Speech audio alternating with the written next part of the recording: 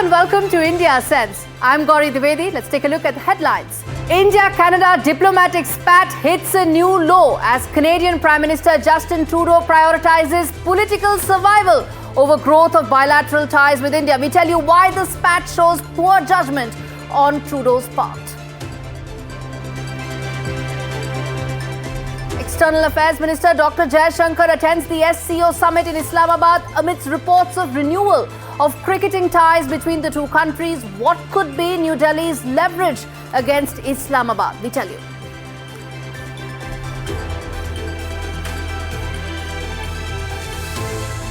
Israeli forces kill Hamas chief and mastermind of the 7th October deadliest attack in the history of Israel, Yahya Sinwar. Will a decimated Hamas and weakened Hezbollah signal an end to the Middle East war?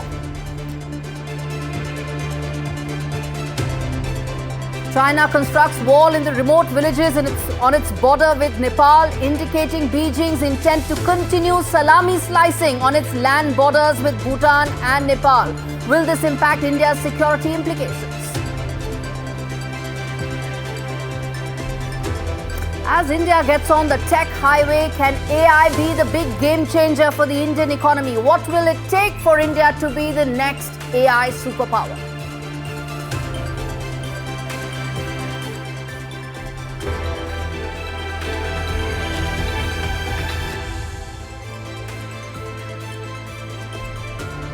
The big story that we are tracking on India Sense, the parallel plots that are running in the Canadian and American investigations with regard to some very wild allegations as far as India's involvement in any assassination plots. And that in fact speaks volumes about how mature countries deal with differences and address issues and also ensure that their sovereign interests are not compromised and are not hijacked by any political calculations. In the last 1 year, on your screens, in fact, let me tell you, that's the timeline of the two specific but very different cases, the Pannun case and the Nijjar case. The timeline tells you that the two plots may seem to be converging, but they are not. And the difference tells the story. And that's where the difference lies between how Canada and America is approaching its relationship with India. There you can see when it comes to Nijjar, there is a lot of Trudeau. But and in the case of Pannun, it is about Department of Justice ensuring that investigations go on. In Canada, there have been press conferences by the Prime Minister without giving any proof whatsoever. Quick to score political points for an election that is still 1 year away. Diplomatic measures, extreme in fact, have been taken, all without providing any proof whatsoever. In fact, listen in to what the External Affairs Ministry had to say as far as the plot regarding Njijjar is concerned. There is a pattern. The pattern is motivated by political considerations on the part of the Canadian Trudeau government. There is also, as we have said, there's a clear pattern to smear India for reasons best known to them.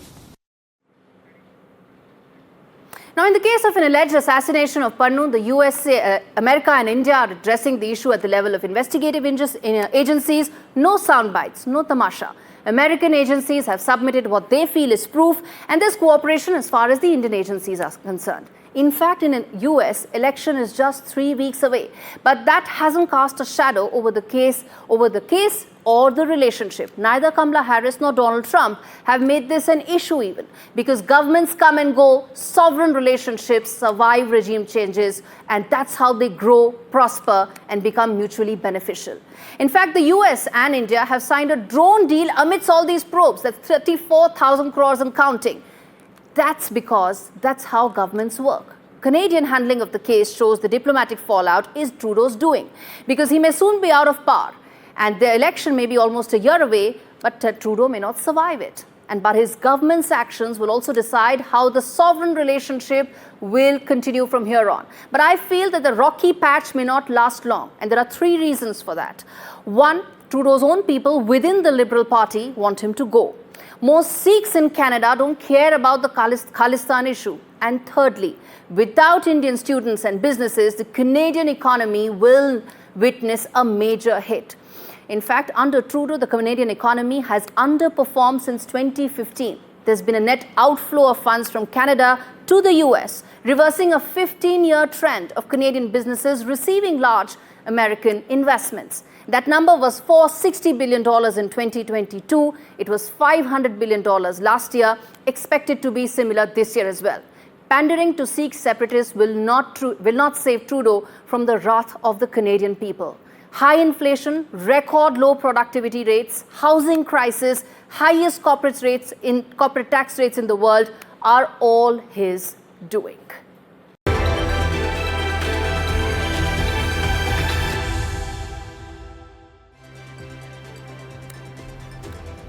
All right, shifting focus now to the first wide-angle story on the show. Dr. Jaishankar, External Affairs Minister, attended the SCO summit in Islamabad as tensions persist. Take a look at this report that tells the leverage New Delhi has in this relationship, if at all a thaw were to ever happen.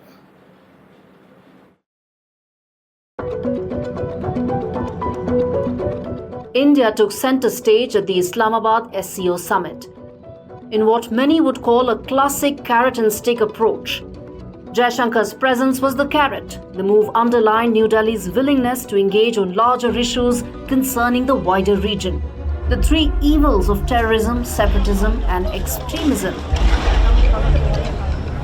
Comment referred to Islamabad, and the cooperation must be based on mutual respect and not unilateral agenda snipe targeted Beijing's CPEC project. New Delhi will not let Islamabad and Beijing control the narrative or impact its strategic interests. The Indus Water Treaty, a pact forged in 1960, is New Delhi's stick and the biggest risk to Pakistan's fragile socio-economic fabric. The treaty decides how Indus River waters are shared by New Delhi and Islamabad. Till now, Indus, Jhelum and Chenab rivers have been available for unrestricted use by Pakistan. Over 80% of the country's food production depends on irrigation from these rivers. They are Pakistan's lifeline, which still faces an acute water shortage resulting in a loss of up to 1.5% of its GDP. New Delhi's demands for review and modification of this treaty could have catastrophic damage on Pakistan. While India extends a metaphorical carrot like the SCO to safeguard its wider interests, the Indus Water Treaty could be its big leverage. Islamabad was served with a notice weeks ahead of the SCO summit.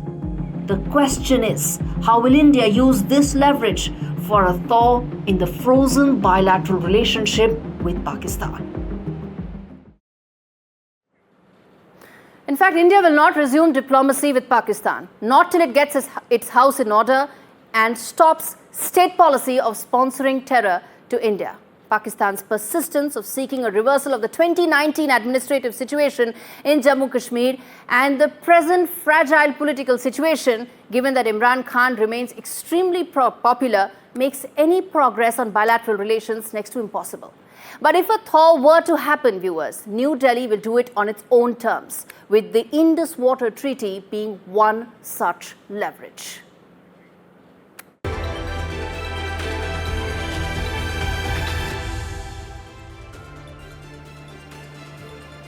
On to the second wide-angle story on the show. The Middle East war has entered a new phase. Israeli forces have killed the Hamas chief, Yahya Sinwar, the mastermind of the deadliest attack on Israel since its inception. It's raised many questions. Does this mean that the war will now end? Does this mean that the remaining hostages would return home? Does a ceasefire look more possible now than ever before? Well, answer to that is very simple. Yahya Sinwar was one among the 1,027 prisoners that were released by Israel in 2011 in exchange for one single Israeli soldier. Right now, Hamas has 101 hostages. How many terrorists will Hamas seek for releasing to ensure that these hostages go back home? That's anybody's guess. So, which means that Netanyahu will have to make some very painful concessions and a ceasefire on terms that are not palatable to him, or if to him at least, not to the far-right constituents in his government. And that too after back-to-back military victories. Much of what Israel will do now will be to restore the deterrence that's necessary for its long-term survival and permanently weaken Iran and its proxy network. I think the war will go on. At least till America goes to polls, given the fact that Biden's calls don't carry the same weight. There may even be a possibility that Israel may use this present momentum to attack Iran for the missile attack. The Middle East will remain a war zone for the time being. There is no day after right now.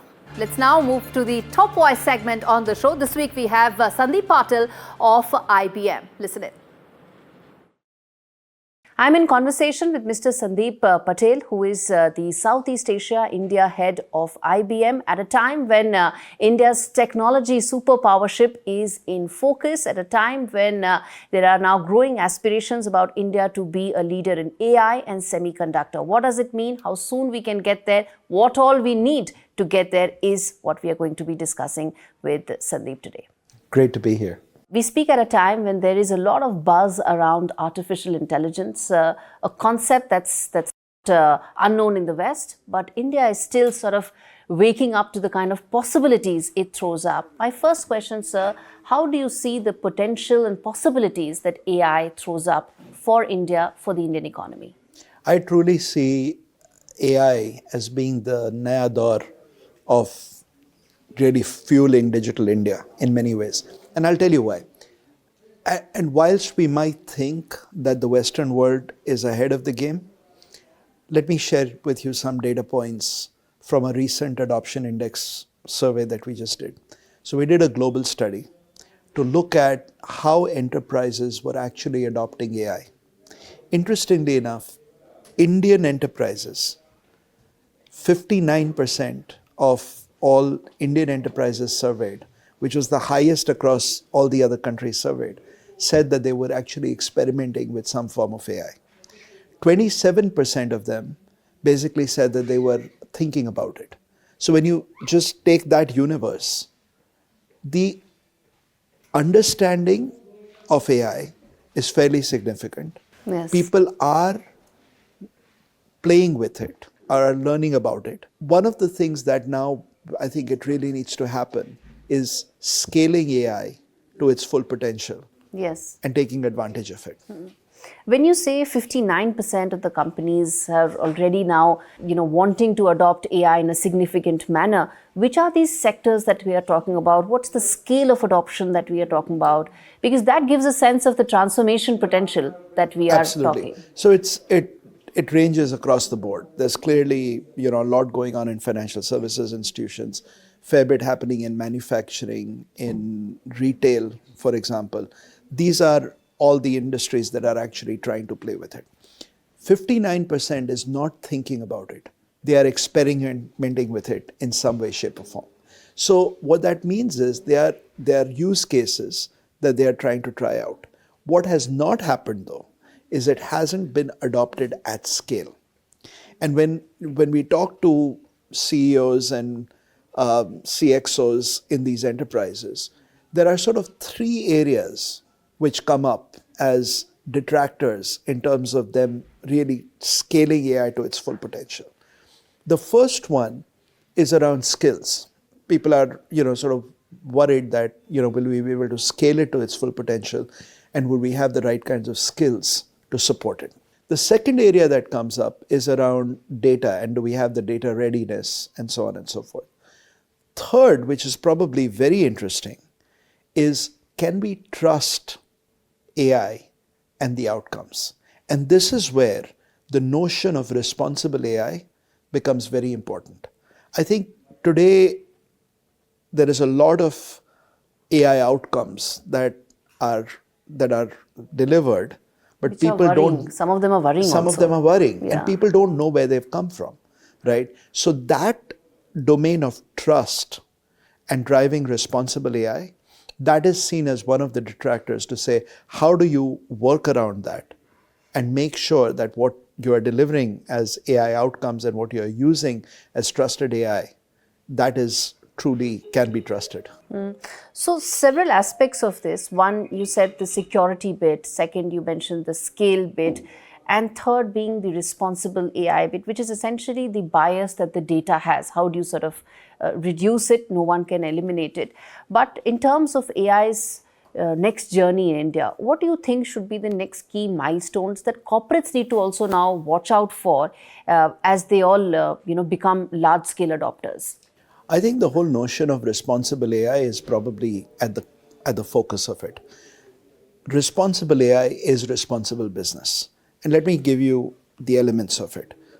The way we think about responsible AI or trusted AI is threefold. One, you always have to think about AI not just as artificial intelligence, but it is augmented intelligence. It's something where you are augmenting human intelligence to make better decisions, to actually drive productivity, to do work faster, and so on and so forth. So that notion, I think, needs to be there. Second, the whole notion of data provenance is really important, which means where did data really come from? If you're using some points of data or certain data sets, do you really own them?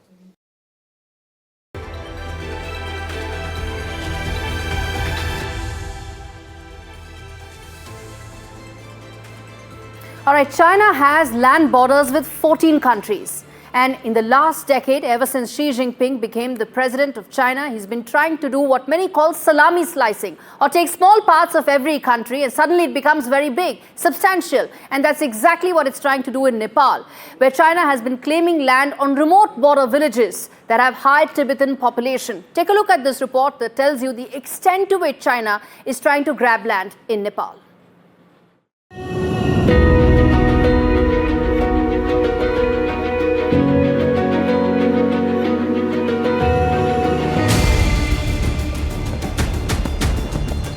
There's trouble brewing in the picturesque snow-clad Himalayan range. The dragon is redefining its territorial limits. A splitting division has sprung up at breakneck speed where Nepal's Great Himalaya Trail ends and Tibet begins.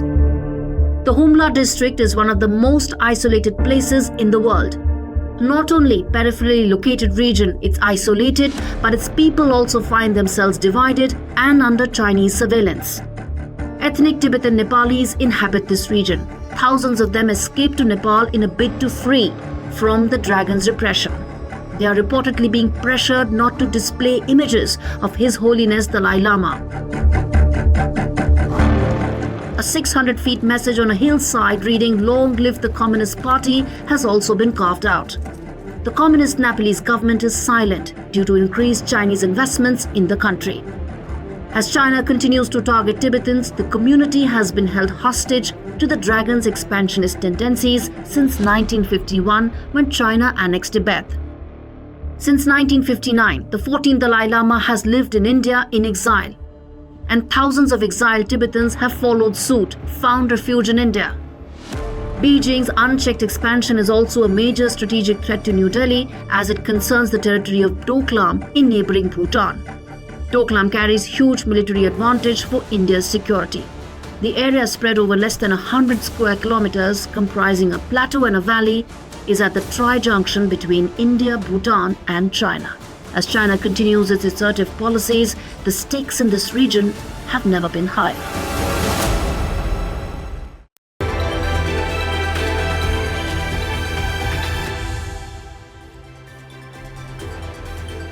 Time for a quick check of some of the other important stories that India Sans is keeping a close watch on.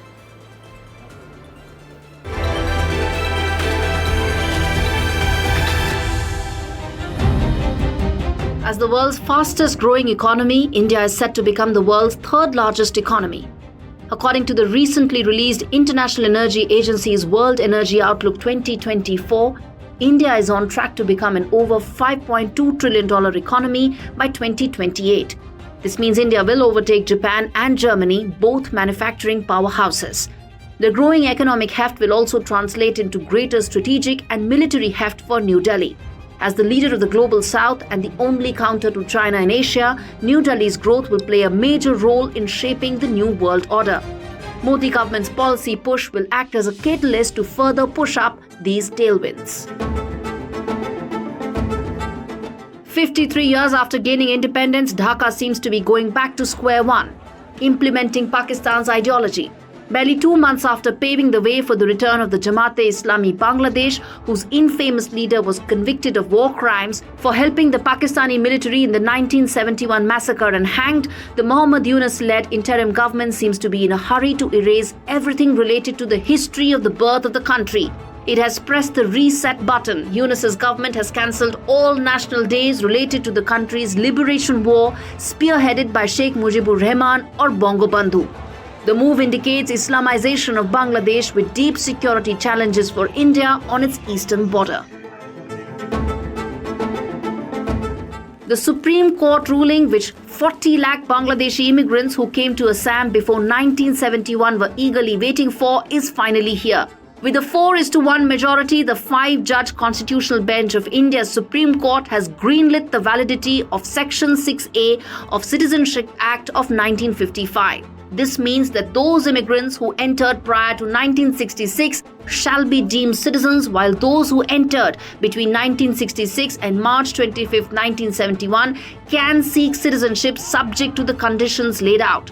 The Supreme Court has also dismissed arguments of dual citizenship and said that by Section 6A, the immigrants become Indian citizens and relinquish their earlier nationality.